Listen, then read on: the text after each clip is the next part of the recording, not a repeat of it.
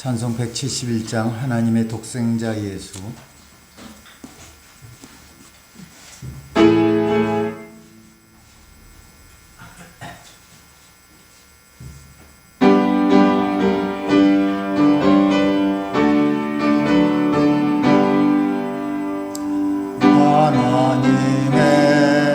하나님의 독생자 예수 나를 위하여 오시었네.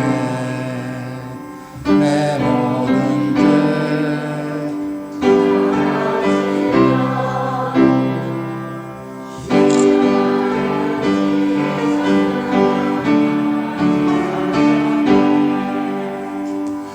살아계신 주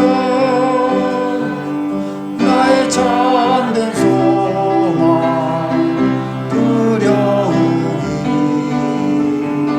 사라지네. 사랑의 주네 갈 길 인도하니 내 모든 삶의 기쁨 늘 충만하네. 주 안에서 거듭난 우리 기뻐하며 찬양하리. 가슴 속에 넘치는 확신 우리의 가는 길에 소망 넘치리. 살아계신 주 나의 참된 소망 두려움이 사라지네.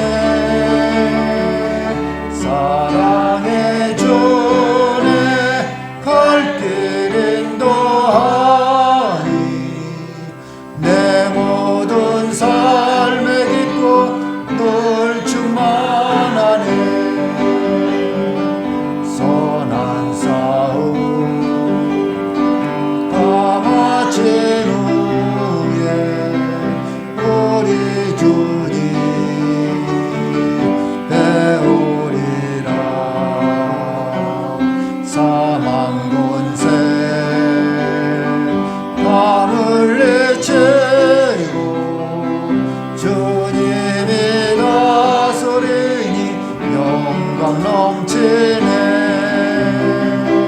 살아계신 주 나의 참된 소망 두려움이 사라지네. 사랑의 주네 갈 길 인도하니 내 모든 삶의 기쁨 너 2절 3절입니다. 2절 주 안에서 거듭난 우리 기뻐하며 찬양하리. 가슴 속에 넘치는 확신 우리의 가는 길에 소망 넘치네. 살아계신 주 나의 참된 소망 두려움이 사라지네. 사랑의 주네 갈 길 인도하니 내 모든 삶의 기쁨 늘 충만하네. 선한 싸움 다 마친 후에 선한 싸움 다 마친 후에 우리 주님 배우리라. 사망 권세 다 물리치고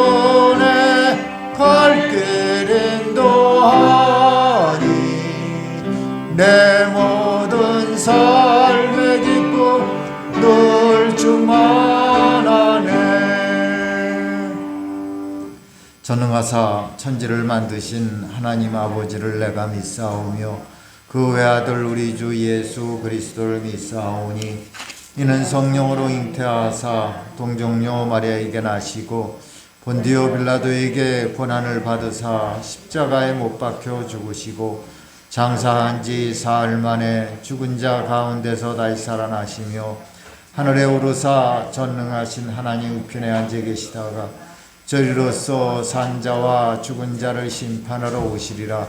성령을 믿사오며 거룩한 공회와 성도가 서로 교통하는 것과 죄를 사하여 주시는 것과 몸이 다시 사는 것과 영원히 사는 것을 믿사옵나이다.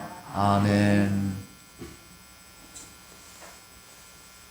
나는 부활이요 생명이라고 하신 하나님 아버지, 오늘도 저희들 부활을 감사해드려 하나님 앞에 아버지 예배 드리게 됨을 너무나도 고맙고 감사함을 드립니다. 주님께서 저희들을 위해 십자가에 달리신 주님의 아버지 고난을 우리가 다시 한번 기억하게 하시고, 또 아버지 어려운 이 시기에 저희들이 주님의 아버지 부활을 아버지 다시 한번 감사할 수 있도록 우리 주님께서 인도하여 주시옵소서. 먼저 저희들 아버지 하나님 코로나19로 인하여 온 세계가 아버지 하나님 그렇게 어려움을 겪고 있사오니 하나님 아버지 이 어려울 때일수록 하나님 믿는 자들이 하나님 앞에 기도하게 하시고, 하나님 많은 생명들이 아버지 죽어가는 가운데 있습니다. 하나님 아버지 어려운 아버지 고비를 하나님 아버지 속히 아버지 하나님 거두어가게 하시고, 하나님 먼저 아버지 질병에서 해방되게 하시고, 하나님 아버지 많은 믿는 자들이 아버지 코로나19로 인하여 아버지 하나님 또 이렇게 교회도 오지 못하는 가운데 있습니다. 하나님 아버지 우리 주님께서 기억하게 하여 주시옵시고, 먼저 하나님 주일을 주님 앞에 아버지 우리가 아버지 하나님 드려야 할 텐데, 하나님 많은 성도들이 아버지 하나님 또 이렇게 집에서 또 이렇게 아버지 하나님 예배를 드리는 가운데 있음을 하나님 아버지 다시 한번 고백을 드립니다. 이 어려운 시기에 하나님 아버지 먼저 주님의 십자가의 보혈의 피를 아버지 저희들이 생각하게 하시고, 주님 나라 가는 그날까지 우리가 아버지 하나님 앞에 세워져서 하나님의 뜻을 이루고 나아갈 수 있도록 하나님 아버지 인도하여 주시옵소서. 그래서 아버지 하나님 온 세계가 지금 아버지 어려움을 겪고 있사오니 하나님 아버지 저희들에게 힘과 능력을 건립해 주시고, 먼저 우리가 주님 앞에 아버지 하나님 잘못을 용서하시고 하나님 앞에 아버지 늘 깨어서 기도하며 하나님 앞에 아버지 하나님 저희들이 온전히 바로 설 수 있는 귀한 아버지 부활주일 감사의 배가 될 수 있도록 주님께서 저희들을 지켜주시옵소서.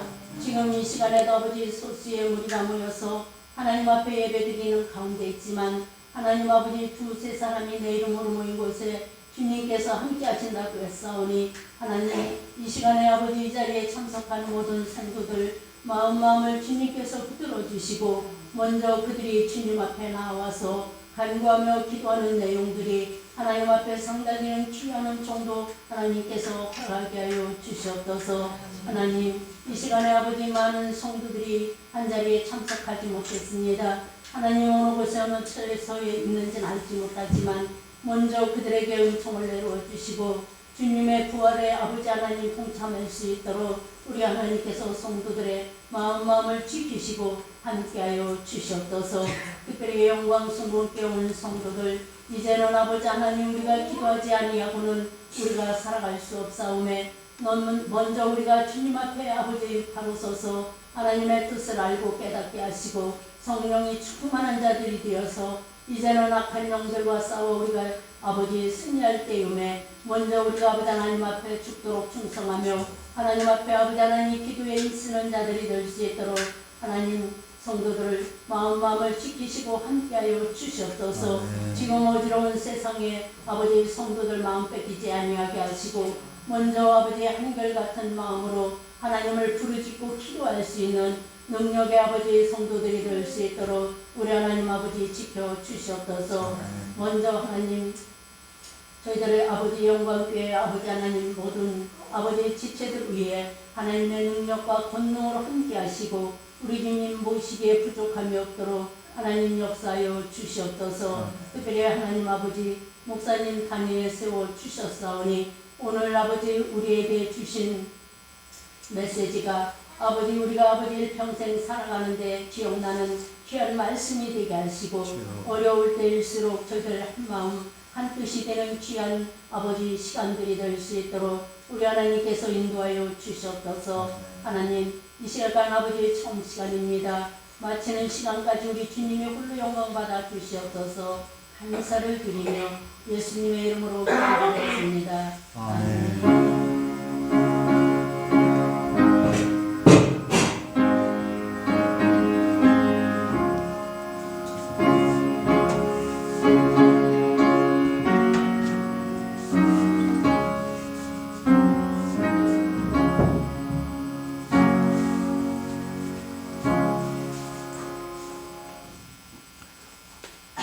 오늘 우리에게 주신 하나님 말씀 우리가 교대로 읽겠습니다.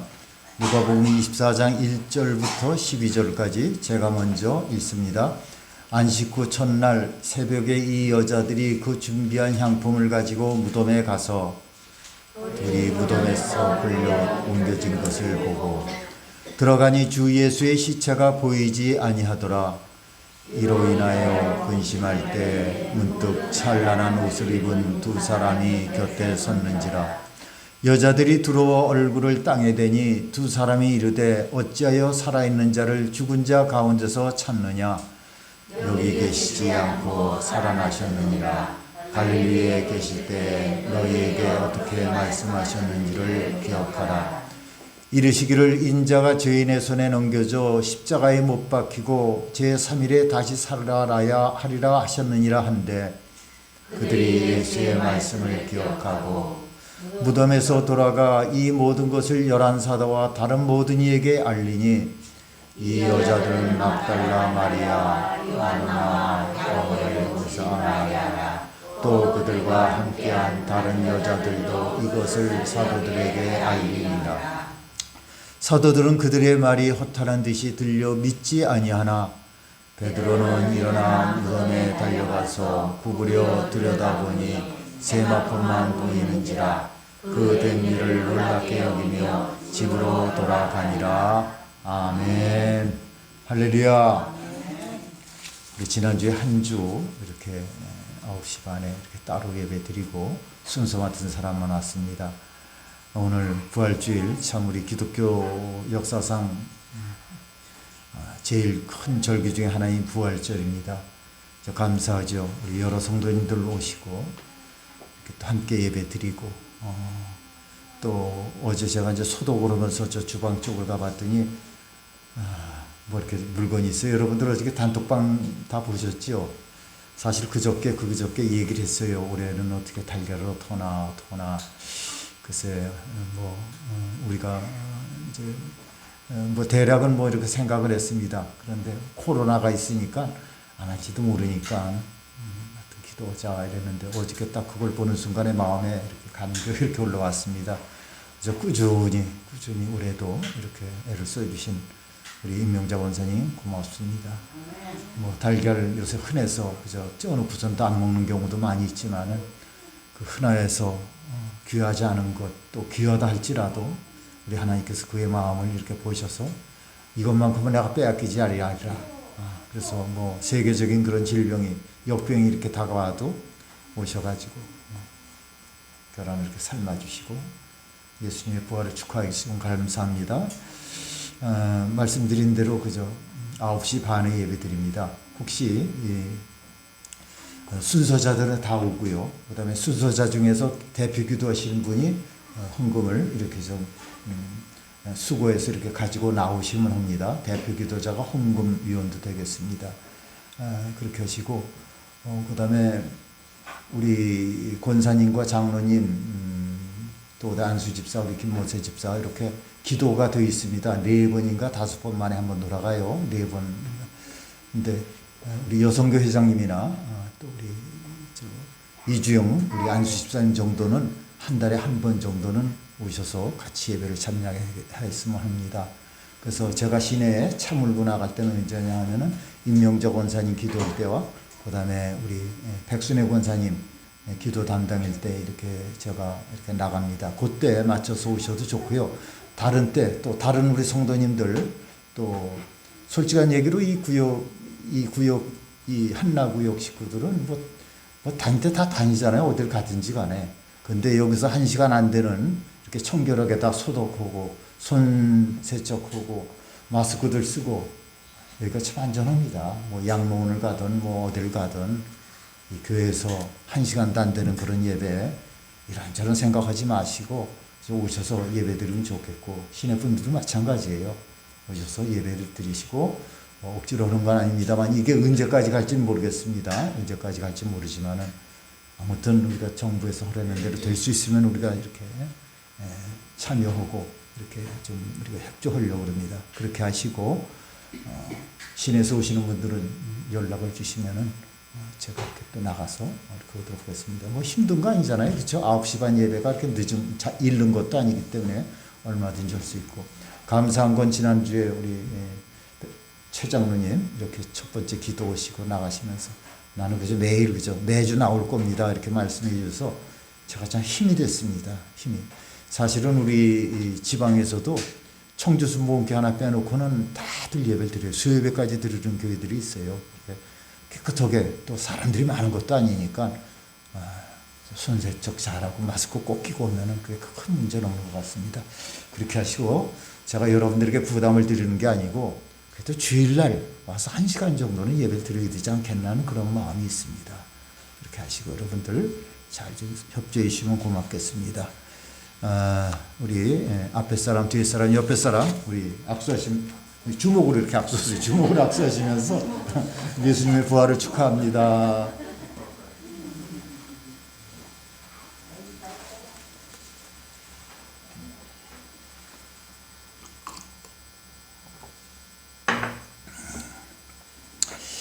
이전까지 이 땅에서 일어났던 그런 사건 중에서 가장 큰 사건이 있다면은 이미 예수님의 부활 사건이었을 것입니다.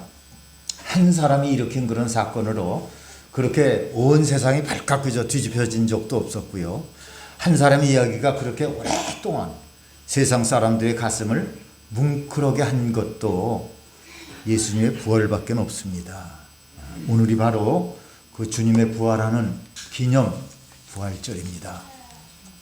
해마다 맞는 그런 부활절이지만은 우리가 맞을 때마다 다른 간격으로 올해는 특별히 더 새롭습니다. 그렇죠? 참 한 번도 이런 적이 없었는데 참 그 역병 예전에 역병이라 그러지 막 죽어나가는데 그래도 잘 대처해가지고 우리가 세계에서 참 그저 기구들을 보내달라 수출 좀 우리가 좀 수입 좀 하게 해달라 뭐 매번 그저 뉴스를 보면은 그저 여러 나라에서 오고 또 우리나라를 국민들이 이렇게 들어오는 걸 갖다 이렇게 막았던 그런 나라들이 이제 좀 그 코로나19 그 측량 기구들 뭐 이런 것들을 살려고 자기네들이 먼저 문 열어놓고 우리나라 그저 사람들 가도 되고 이런 식으로 예전에 얼마나 굴욕 같았어요. 솔직한 얘기로. 그죠? 우리나라의 민족들 그저 비행기로도 안 받는다 어쩐다 저쩐다 그랬는데 지금은 그게 그냥 하나님께서 다 이렇게 풀어주시는 겁니다. 이 코로나가 하나님의 귀한 그런 섭리가 있다고 그렇게 생각됩니다. 지금도 대구에서 그 31번째 환자가 이렇게 나와가지고 아주 오늘 난리가 났었잖아요. 그때 굉장히 힘들었죠. 우리가 이거 이러다 이거 정말 어떻게 살아야 되나 맨날 이래야 되나 점점 더 이렇게 되면 그랬는데 그걸로 인해서 신천지가 이렇게 아주 뒤집혀지고 신천지 실체를 알고 요새 보면요 모릅니까 종편 말고 이 정기적으로 하는 이 KBS나 MBC나 뭐 SBS도요 이 신천지를 파고듭니다. 제가 어저께 1시까지 잠을 안 자고 그 신천지가 어떻게 탄생이 됐고 어떻게 했고 그걸 낱낱이 그저 다 해주고 MBC 같은 경우도 뉴스마다 오잖아요. 이렇게 파헤칩니다. 뉴스 아닌 다음에도 이렇게 파헤치고 그래서 하나님이 역병을 통해서 저렇게 신천지라는 그 실체를 알고 이제 어떤 그런 또 역사가 있을지 모르겠습니다만은 지금까지는 옛날에 그렇게 신천지도 그저 하나의 기독교다라고 생각했던 그런 세상 사람들 또 그다음에 이 방송들이 이제 집중적으로 이렇게 조명을 하기 때문에 거기에 들어가 있던 사람들도 뭐 당장 뭐 나온다 이건 아니겠지만은 이렇구나, 내가 믿는 그 신천지가 이렇구나 하는 것을 깨달아서 신천지가 박멸될 줄 믿습니다. 할렐루야. 여러분, 부활하신 주님, 오늘 이 시간 여러분도 믿으시기 바랍니다. 예수님의 부활 사건은 마태복음을 비롯한 그런 네 복음 모두서가 상당한 비중을 가지고 이렇게 다루고 있습니다. 물론 그 가운데서 이 누가복음은 부활 이후에 한 사건을 자세하게 이렇게 다루고 있어요. 오늘 제가 또 여러분들이 같이 이렇게 교독해서 드린 그런 성경은 예수님이 부활하신 첫 번 부활절 이른 새벽에 있었던 일입니다. 물론 그 사건의 중심에는 부활하신 예수님이 서 계세요. 그리고 이 사건을 우리 앞에 공개해 준 사람은요, 놀랍게도 전에 7 귀신이 들렸던 막달라 마을의 마리아라는 그런 사람이었습니다. 이 사건의 현장에는 막달라 마리아와 다른 여인들이 있었어요. 그 초라한 여인들은 그날 새벽에 예수님의 무덤을 찾아온 그런 인연으로 인류 역사상 가장 위대한 사건의 목격자와 증인이 된 겁니다. 2000년이 지났어도요, 어떻게 성경에 이름 한 줄 못 돌린 그런 위대한 그런 믿음의 조상들도 참 많을 텐데, 그 예수님의 그 시신에 향유를 받으려고 갔다가 그 빈 무덤을 보고 그저 참 그 위대한 사건의 그 첫 번째 증인이 되고 또 목격자가 됐다는 거 얼마나 그저 감동스럽겠어요. 그러면 그때 어떤 일이 있었나를 보겠습니다. 첫째로 그들이 도착했을 때는 무덤이 비어 있었습니다. 따라합시다. 빈 무덤이었다. 본문 5절과 6절을 제가 먼저 읽습니다. 여자들이 두려워 얼굴을 땅에 대니 두 사람이 이르되 어찌하여 살아있는 자를 죽은 자 가운데서 찾느냐. 여기 계시지 않고 살아나셨느니라. 갈릴리에 계실 때 너에게 어떻게 말씀하셨는지를 기억하라. 여인들이 지금요, 빈 무덤을 찾아서 새벽길을 이렇게 달려간 겁니다. 그런데 무덤이 비어있다 그럽니다. 이게 무슨 일입니까? 여인들이 지금 예수님을 바를 그런 향품을 준비해서 가지고 갔는데 정작 무덤은 비어있다는 거예요. 사도행전 2장에 보면요, 예수님은 무덤에 갇혀 있을 분이 아니시기 때문에 하나님이 살려주셨다고 했습니다. 믿습니까, 여러분? 무덤에 시신이 없는 것을 한번 상상해 보셔요.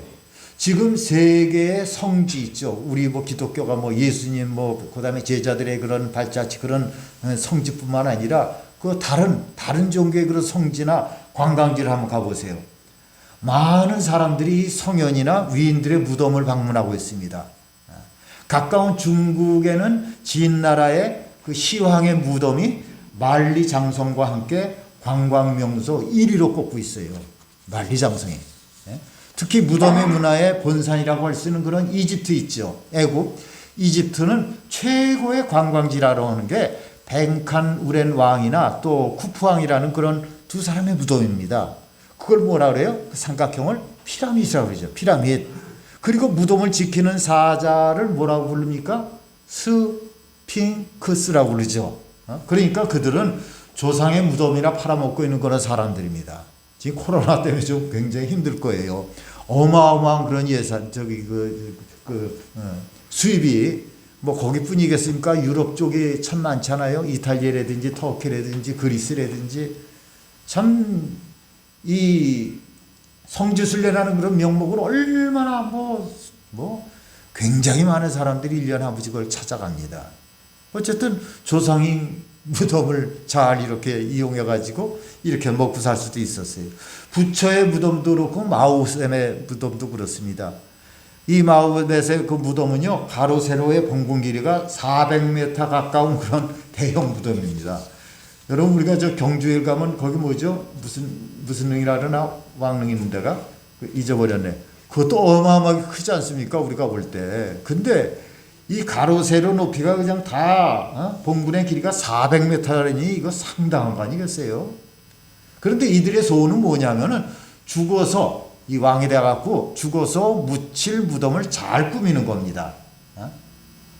또 그다음에 이 교주가 돼가서도 그러니까 왕의 제위 때부터 무덤 공사를 하는 거죠. 그런데 예수님은요 막상 돌아가셨는데도 무덤이 없어요. 그래서 어떤 부자가 자기가 죽은 다음에 묻히려던 그런 무덤을 잠시 사용했습니다. 이 무덤 주인이 누구죠? 그 사람 누구죠? 참 이 후대 2000년 넘때까지 이렇게 나오는데 아리마대 요셉이죠. 그 사람의 무덤을 잠시 이용한 거예요. 그런데도 세상에 이 빈 무덤에 사람들이 매일 끊이지 않는 곳은 예수님의 무덤밖에 없습니다. 좀 쉽게 설명을 드리자면요. 예수님의 무덤은 영안실이나 다름이 없는 거예요. 시체가 잠시 머물러 간 거 아닙니까? 그런데 바로 그것이 예수님의 능력의 상징이 된 겁니다. 왜냐하면 예수님 무덤에 계시지 않기 때문에 하나님의 아들이심을 입증한 거예요. 예수님의 하나님의 아들이신 그런 명백한 증거가 많이 있지만은 가장 증거가 확실한 그런 증거는 뭐냐? 바로 빈 무덤입니다. 여인들이 거기 도착했을 때 무덤이 밈이 비어 있었는데 그 빈 무덤만큼 예수님의 능력을 이렇게 증거하는 것은 없습니다. 그런데 우리 주님의 무덤은 부활하심으로 어떻게 됐어요? 비었습니다. 여러분 지금까지 어떤 무덤이 삼켰던 시체를 생명에게 도로 내어준 적이 있습니까? 뭐 나사로라든지 뭐 한둘은 있을지 모르지만 그 사람들은 영원히 사는 게 아니지 언젠가는 다시금 무덤에 들어갔지 않습니까? 없습니다. 누가 죽은 몸으로 무덤에 들어갔다가 산 몸으로 무덤에 나와서 이렇게 영원히 이렇게 살아계시는 사람이 있습니까? 오직 예수님만이 그렇게 하신 거예요. 이 세상에서 가장 확실한 증거들이 있다면요, 이는 예수님의 빈 무덤입니다. 기독교가 갖는 그런 내세에 대한 그런 가장 강력한 증거가 있다면은 그게 바로 빈 무덤이라는 거예요. 죽어가는 우리 인생들에게 영생을 주시려면 우선 예수님이 먼저 무덤문을 막 박차고 나올 수 있어야 되지 않겠습니까? 우리가 믿는 이 기독교 참 자랑거리가 많습니다. 첫째로 하나님을 아버지로 섬기는 것이 참 자랑스럽지 않습니까? 저는 그저 옛 추억이 그저 무서운 아버지, 싫은 아버지 막 이런 걸로 기억돼서 저렇습니다만은 지금 이렇게 영화를 보거나 요즘 뭐 여러분들 세대도 마찬가지예요. 좀 이렇게 막 참 잘해줘요. 아이들한테 잘해줍니다. 그래서 아버지 그러면은 우리 그저 옛날 세대 참 무섭고 뭐 저런 그런 아버지보다도 나를 사랑해 주던 그런 아버지를 생각하지 않겠습니까? 어쨌든 그 하나님을 아버지로 섬긴다. 참 자랑거리예요. 아무리 같은 하나님을 믿는 것처럼 보이는 사람들도요, 하나님을 아버지라고 부르는 종교는 우리 기독교밖에 없습니다. 또 죄 없는 그런 처녀 탄생이 자랑스럽습니다. 죄의 용서가 또 자랑스럽고요. 우리 기독교는 용서의 종교 아닙니까? 또 주님이 재림하신 것이 얼마나 자랑스럽습니까? 그 밖에 우리가 강점으로 내세울 만한 그런 교리나 역사들이 많이 있지만은 그 중에 가장 강력한 것은 뭐냐? 주님의 부활입니다. 이것만큼 대단한 사건도 없고 이것만큼 대단한 자랑거리도 없습니다. 그러나 부활에 대한 그런 논쟁이 있었습니다. 논쟁이. 따라합시다. 부활에 대한 논쟁이 있었다. 11절을 우리 같이 읽습니다. 합심해서 시작. 사도들은 그들의 말이 허탄한 듯이 들려 믿지 아니하나. 부활이 일어나는 게 제일 먼저 부활의 죄인이 논쟁을 일으킨 사람들. 그러니까 그 부활이 진짜냐 가짜냐 빼돌렸다 아니다 이런 이 논쟁을 일으킨 사람들은요, 마태복음 28장 11절 이하에 보면 제사장들과 장로들이었습니다. 그들은 예수님이 부활했다는 그런 소식을 듣고 나서요, 관계기관 대책회의를 열어서 이 일을 의논한 끝에 로마 군인들에게 돈을 주고 매수하기로 했습니다. 그래서 그들에게 돈을 많이 주고는 예수님의 시체를 누가 도둑질해 갔다고 이렇게 소문을 퍼뜨리게 했어요. 이 사람들은 얼마나 신분의 위협을 갖다 느꼈겠습니까? 그러니까 이 부활의 충격을 줄이려고 시체를 도둑 맞았다고 그렇게 거짓 증거를 하는 거예요. 그런데 이 군인들은요, 돈을 받았다는 이야기까지 하면서 부활을 전했습니다. 문제는 이 부활의 소식을 사도들도 들었는데 그 사도들 중에서 아무도 부활을 믿지 않았다는 거예요. 어느 정도 안 믿었냐 하면은 부활했다는 말이 뭐예요? 그들의 말이 두 번째 줄 뭐라 그랬어요? 허탄한 듯이 들려서 믿지 아니했다는 겁니다. 그럼 사도들은 누굽니까? 허탄한 듯해서 믿지 않은 그 사도들이 예수님과 더불어서 그 부활의 능력을 직접 봤던 사람들 아닙니까? 고난을 받고 죽으셨다가 다시 살아날 것을 3번이나 예고받았던 사람들입니다. 나사로의 부활도 보고 야이로 딸의 그런 살리는데도 같이 있었던 그런 제자들이었습니다.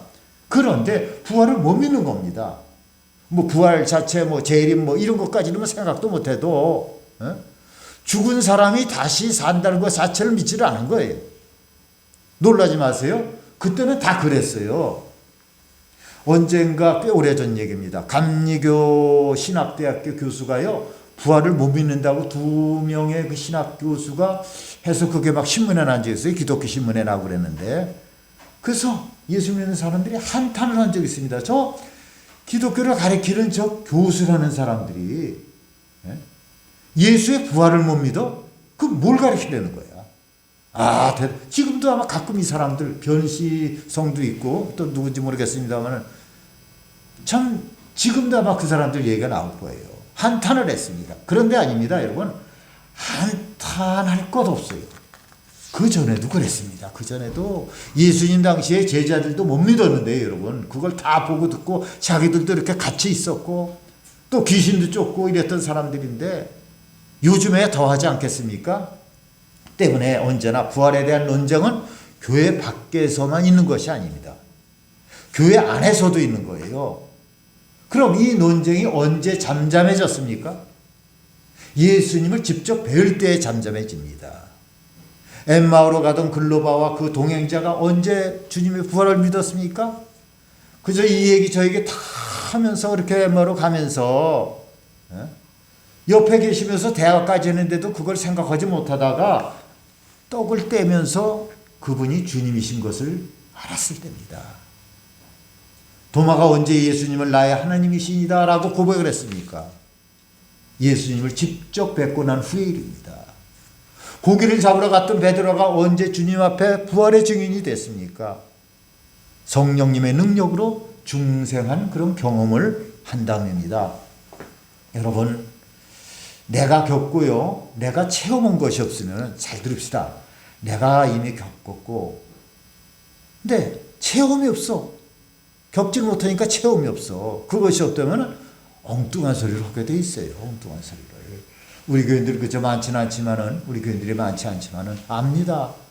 체험이 있어도 또 그렇게 하는 거는 또 그 마음 가운데 성격도 있고 여러 가지로 그렇죠. 지금은 이제 좀 믿음을 다 까먹어서 그런 것도 있지만은 체험을 못하니까 그냥 주일날 와서 예배 드리고 가고 나가면은 그저 일반 사람들이랑 똑같고 들어와서 보다 기도할 때는 좀 잘 살아야지 이러면서 체험이 없으면 그렇게 되는 거예요. 그러나 우리 체험이 있고 믿음의 확신이 있는 사람들은 여기서도 우리가 기독교인이요 나가서도 기독교인입니다.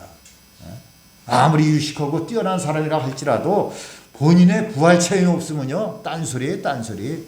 지금 뭐 기독교를 이용해서 뭐 이렇게 저렇게 다니는 그런 아주 유명한 그런 강사들도 있습니다. 뭐 목사가 됐든 박사가 됐든 뭐 이런 사람들도 어떨 때는 그저 부활의 체험이 없으니까 아주 그냥 뭐 어떻게 저 사람이 저런 그냥 뭐 세상 방송들은 모르니까 그저 뭐 기독교를 공부했다 어쨌다 하니까 불러 쓰는 겁니다.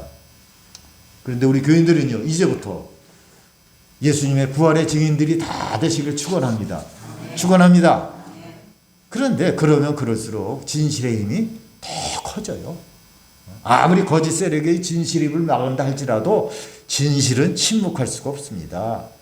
부활의 능력은 모든 그런 부정과 거짓됨의 힘보다도 더 강력한 힘이 있는 거예요. 여러분, 주님의 그 열린 무덤을 무엇으로 막을 수가 있었겠습니까? 막을 길이 없습니다. 방법이 있다면 우리가 그 무덤 안에 들어가서 부활하신 주님을 고백하는 겁니다. 그것이 유일한 방법인 줄 믿습니다. 우리가 부활을 부인할 수는 있습니다. 부인할 수는 있어요. 그러나 막을 수는 없어요. 내가 부인한다고 해서 그게 사실이 아니냐 거짓말이다. 아니에요. 막을 수가 없습니다. 마가복음에 보면은 이른 새벽에 무덤을 향해 가던 그런 여인들의 고민이 있어요. 여인들만 갔습니다. 그렇게 그 무덤의 그 동굴에다가 이제 그 시체가 또 그다음에 동물들이 들어가지 못했고 커다란 그렇게 이 바위를 갖다 이렇게 막아 놓습니다. 정시로 해서 문을 열어서 자물쇠 이렇게 잠근 게 아니라 그 당시에는 그저 돌을 굴려서 그 무덤을 막은 거예요. 그 옥중한 그런 돌을 누가 굴려주느냐 하는 겁니다. 그런데 이 사람들이 도착해 보니까는 이미 하나님이 그 돌을 굴러내렸어요. 할렐루야. 이 사람들의 염려가 얼마나 헛된 것인가를 보여주는 겁니다. 이 여인들이 도착됐을 때 너희들이 예수를 찾는구나. 그는 여기 계시지 않는다고 말씀하시고 살아나셨다고 쳤습니다. 마지막 세 번째로요. 부활의 사건은 새로운 역사의 시작입니다. 따라합시다. 새로운 시작이다. 8절과 9절 우리 같이 우리 합독합니다. 시작. 그들이 예수의 부활을 기억하고 무덤에서 돌아가 이 모든 것을 11사다와 다른 모든 이에게 알리니. 여러분 갑자기 생각난 건데 이게 우리들 좀 잘 보이죠. 지난 주일날 단톡방에 올렸습니다. 굉장히 몇 배를 크게 이렇게 확대를 했습니다. 근데 여러분들도 가셔서요. 단톡방을 한번 해서 오늘 드린 그런 예배를 한번 쫙 훑어보시기 바랍니다. 이게 내 눈엔 잘 보이는지 또 뭐가 좀 답답하고 뭐가 좀 이렇게 부족한지를 좀 알려주시면은 우리들의 그 예배가 언제나 그저 공개적으로 이제 드리는 예배가 올 때까지는 우리가 이 동영상을 이렇게 단톡방에 올릴 텐데 여러분들도 신경을 써주시고 이랬으면 좋겠습니다. 저랬으면 좋겠습니다. 아마 알려주시면 고맙겠습니다. 이 성구를 읽다 보니까는 꽤 커서 저도 좀 편하긴 한데 이제 또 이 휴대폰을 보는 거는 또 한계가 있지 않겠나 생각되는데 여러분 고난과 죽음이라는 그런 어둠의 그늘이 거쳤죠. 무덤이 닫혔던 무덤이 열리고서는 어둠의 그 권세의 그늘이 거쳤습니다. 이제 사람들이 할 일이 뭡니까? 뭐를 해야 되겠어요? 흩어진 형제를 다시 모으고 새 출발하는 겁니다. 새 출발. 따라합시다. 새 출발하자. 이게 부활의 역사예요. 이제는 십자가에 머물러 있지 않습니다. 이제는 비통해야 할 그런 이유가 없어요. 주님은 이제 더 이상 십자가에도 무덤도 머물러 계시지 않기 때문입니다. 주님은요. 우리 아까 찬양했죠. 살아계신 주 나의 주님은 무덤의 권세를 이기시고 살아나셨습니다. 할렐루야. 그렇기 때문에 우리도 무덤의 권세를 뚫고 나가야 됩니다. 주님이 그렇게 하셨기 때문에 우리들도 그렇게 해야 되는 거예요. 여러분 우리가 믿는 기독교가 어느 때부터 시작됐나요? 십자가에서 시작된 겁니다. 십자가에서 주님의 죽으심이 없다면 우리가 어떻게 살 수가 있겠습니까? 주님이 피를 흘리심으로써 우리는 피 흘리지 않아도 되는 거 아닙니까? 그것이 우리 기독교의 핵심입니다. 그것이 기독교의 본질입니다. 그러나 그 기독교를 진정한 기독교로 되게 한 것은 주님의 뭐예요? 부활입니다. 주님의 부활이 없었다면 우리 기독교는 완성될 수가 없었어요. 죽음이 끝이라고 그러죠. 지금도 어제 그 신천지에 대해서 신천지를 어떻게 만들어졌나를 갖다 보려고 하니까 이 1956년도에 서울 남대문에 남대문교회 그 박태선 장로가 있어요. 이 사람이 처음에는 뭐 굉장히 기적을 행했답니다. 뭐 죽어가던 사람 살리고 그냥 막 꼽치가 펴지고 뭐 별거 아주 뭐 사람들이 눈을 보고 굉장했대요. 그러니까 그저 뭐 한 몇만 명들이 그냥 동시에 일어나서 그 부천에 소사라는 데를 그저 몇십만 명을 받으려고 거기에 그 정착전을 해서 신앙촌이라고 하지 않았습니까?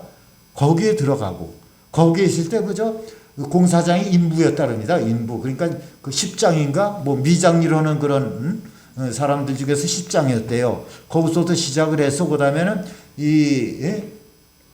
뭡니까? 박태선 장로 그 교단이 또 이제 약해지니까 또 다른 뭐 무슨 장막이다 뭐다 하면서 몇 가지를 거쳐가서 이렇게 하게 됐는데 근데 거기서는 그런 그 교주들 지나갔던 교주들 또 그것을 목격했고 들었던 그런 사람들이 죽음이 끝이라는 거 예수님이 무덤에서 죽었기 때문에 예수님이 실패했고 이제 내가 하나님의 부름을 받고 내가 왔다는 거예요. 내가 기도를 듣고 음성을 들었다. 거기가 그래요. 거기 몇 명이 이렇게 거쳐가는데 그러고 이제 이 사람은 아주 거기 있는 거 박태선의 그 천부교 거기 교리를 거의 다 따고 뭐 이단들은 다 돌아다녔기 때문에 거기서 좋은 것만 다 떠나간 거예요. 다 다닌 거예요. 여러분, 그런데요, 기독교의 끝은 죽음이 아니라 뭐예요? 부활입니다. 다시 사심입니다. 이제 고난의 주간이 끝나고 새 아침이 밝았어요. 부활절의 아침입니다. 여인들이 달려갔습니다. 시신이 있던 그런 무덤을 찾아갔다가 저 부활의 세상으로 갔습니다. 왜 그렇게 됐습니까? 우리 주님이 살아계셨기 때문입니다. 오늘 여러분이 교회 오셨다가 참 남들은 그저 코로나 때문에 이렇게 저렇게 뭐 구실도 좋지 안 간다, 뭐 쉰다. 근데 한번 우리가 하루 한 번 쉬어보니까 어때요? 아이고, 이럴 줄 알았으면 그냥 교회 가서 그저 1시간 예배 드리는 것도 더 낫겠다는 그런 생각도 들 거예요. 저도 좀 답답합니다. 설교를 그저 3편, 4편씩 이렇게 준비를 하다가 딱 이제 주일 설교만 놓고 이렇게 하고 또 어떻게 방향을 잘 나가다 보니까 저도 참 답답해요. 갑자기 이게 하나로 줄어들고 거기다가 또 그다음에 이제는 이 순서자들만 나와서 하다 보니까 참 답답합니다. 그런데 우리가 사람들은 가지 못하고 아직도 이렇게 문을 닫은 교회들이 많이 있더라고요. 그런데 우리가 교회를 왔다가 진정한 은혜를 받았다. 부활절 날 아침에 우리가 은혜를 받았다면은 교회만 머물러 있으면 안 됩니다. 어떻게 돼요? 달려가야 됩니다. 달려가야 돼.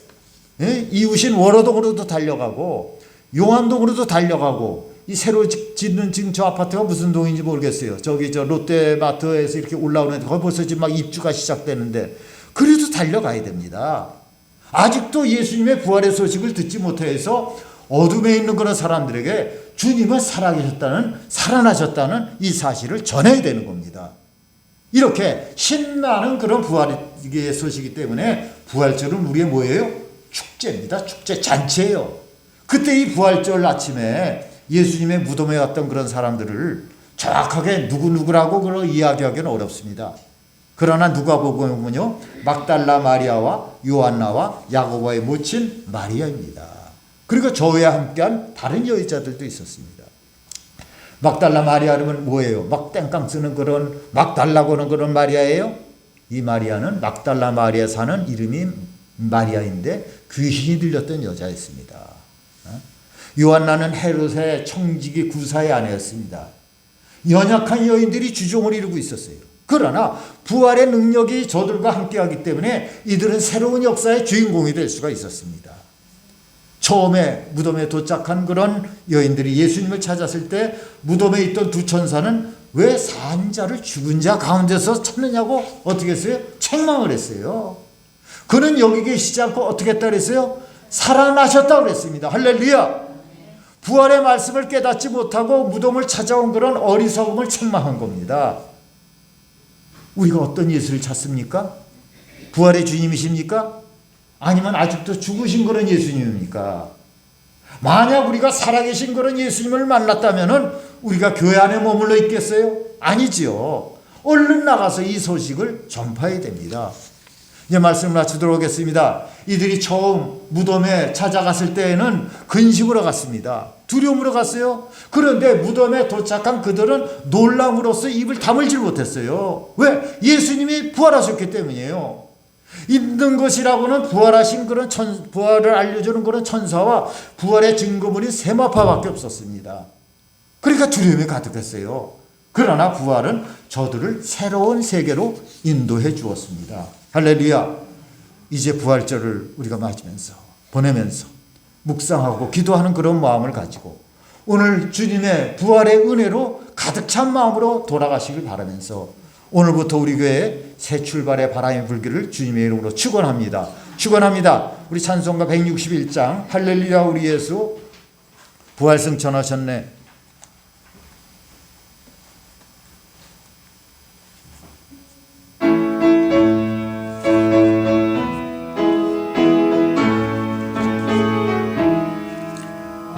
할렐루야 우리 예수 부활 승천하셨네.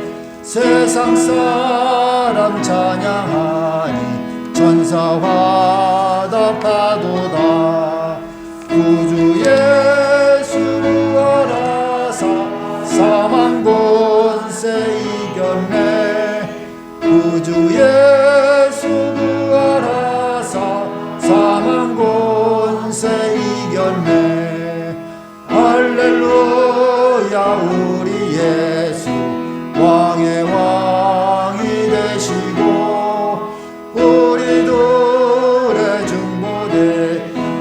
성령 증거하시네. 구주 예수 부활하사 처음 열매 되셨네. 구주 예수 부활하사 처음 열매 되셨네. 할렐루야 우리 예수 문가주가 없도다. 무덤 속에 있는 죄인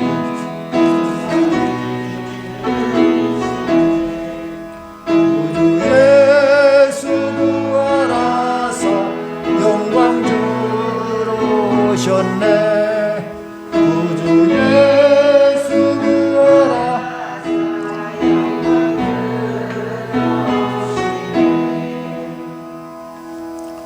거룩하신 주님, 세상에는 참 세계 역병이라고 하는 그 코로나19가 이렇게 창궐하여서 많은 사람들이 예배를 드리고 싶어서도 또 사회 이목이 있어서 또 사회 공익을 위해서 집에서 가정 예배를 드리는 분들도 계시고 여러 가지로 이렇게 복잡한 이 세상에서 오늘 이 주님이 부활하신 이 아침에 사랑하는 귀한 우리 영광수 부모께 우리 성도님들 이렇게 오셔가지고 하나님 부활을 축하하는 그런 예배를 드리게 됨을 감사합니다. 이 부활의 소식이 온 세상에 충만하길 원합니다. 이 온 땅, 온 하늘이 주님을 찬양하길 원합니다. 이 세상 사람들의 고통과 질고를 한 몸에 짊어지고 십자가 위에서 피를 흘리신 주님께서 사흘 만에 부활하심을 우리가 믿습니다. 오늘 거룩한 부활주일에 주님의 부활하심을 찬양하며 신령과 진정으로 예배를 드리고 이제는 집에를 들어갈 시간입니다. 주님, 오늘 하루만이 아니라 우리가 사는 일생을 주님의 자녀로서 부활의 은혜를 충만히 임하며 많은 사람들에게 부활의 복음을 증거하는 우리로 주님 만들어 주시옵소서. 찬양을 받으시고 기도를 받으신 하나님, 우리의 마음에 담아있는 그런 감사와 예물을 주님께 들려드립니다. 하나님, 부활절 아침에 들리는 이 하나님의 모든 그런 이 헌금을 우리 주님께서 기쁘게 받아주시고 우리가 이 세상 살 때 주님의 뜻대로 기뻐하며 살고 싶습니다. 우리가 이왕이면 예수를 믿었는데 하나님께 쓰임받고 싶습니다. 주님 베풀어주고 나눠주고 도와주고 살고 싶습니다. 하나님이 살아계심에 산증인이 되기를 원합니다. 우리들의 심령에 충만을 내주시고 주여 우리의 육신을 깨끗하게 고쳐주시고 우리의 심령에 또 심각한 고민이 있습니다. 하나님 해결하여 주시옵소서. 잠을 자지 못할 때도 있습니다. 주님이 고쳐주시고 단잠 주시옵소서. 하나님, 우리 성도님들이 가지고 있는 그런 기업에 기름 부어주시고 나눠줄 것이 있게 하시고 베풀어 줄 것이 있게 하여 주시옵소서. 사랑하는 성도들의 자녀와 가정과 직장도 축복해 주셔서 우리의 가정과 가문이 완전히 변화되게 인도하여 주시고 이 시간 성도님들에게 복을 주시는 찬송을 드리며 지금은 우리 구주 예수 그리스도의 극진하신 은혜와 독생 성자 예수님 우리에게 보내주신 하나님 아버지의 놀라우신 사랑과 우리 안에 보혜사로 거하셔서 감동 감화하시고 가르쳐주시는 성령님의 은혜가 오늘 예배 참석한 성도님들과 저들의 삶 속에 지금부터 영원토록 함께 하시기를 간절히 축원하옵나이다. 아멘.